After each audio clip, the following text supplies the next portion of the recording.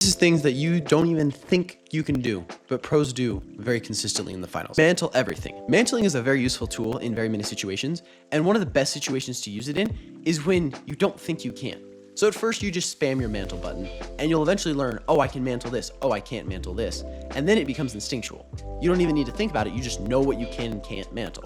This is important because this adds extra mobility and gives you an advantage against newer players because they don't think they can mantle that, but they can't. And this is also very important to know what class you're playing, because certain classes will have different heights, meaning they can mantle at different heights because they are taller or shorter. Also, classes with faster movement speeds will be able to do things that other classes won't be able to. Another thing is knowing what your enemies are running and discussing on what the best thing that you can do against that is. If you find a team who you're playing against who's running double pike sniper, and you have, let's say, a Lewis gun, a pike, and a P90, you fight them at close range. You just force a close range fight, and you should win that every time. Whether that's forcing an indoor cash out or that's straight up just running at them in between cover so that they don't have a chance to use their range to their advantage. This is very important. This is also true with gadgets. If you know someone's running Gravity Vortex, you have to look for that around a cash out. Same with C4, same with other defensive things. If someone's running Taser, you want your light stealing over your heavy because the heavy can body block for the light. And that's an important thing to note.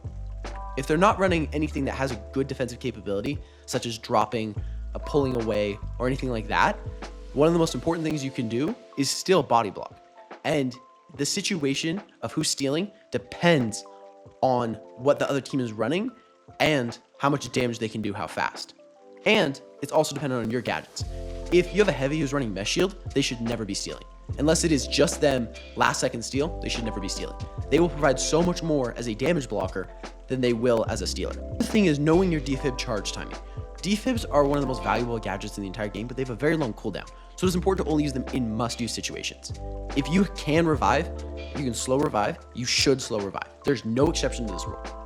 There is just simply, like, if it's not between you losing a cash out or just adding that extra person to a fight, you should not be using defibs. And you should only add the extra person to a fight when you know that they have a chance. If they can't defend themselves, you're just giving the other team 500 cash. Just think of it that way. The last, arguably corniest one is stay cool and know you'll win.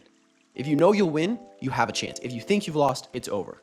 You gotta have that mentality. That also piggybacks off of do not look up your enemies' names, ranks, anything like that. You'll psych yourself out. It's a very bad idea.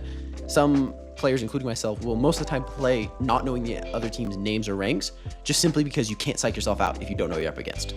It is important for very specific situations to know what you're up against, but don't do this every single game. If you'd like to rank up, get better, or try for the patching contest, you should check out the Discord description. Otherwise, especially today, I hope you have an amazing day.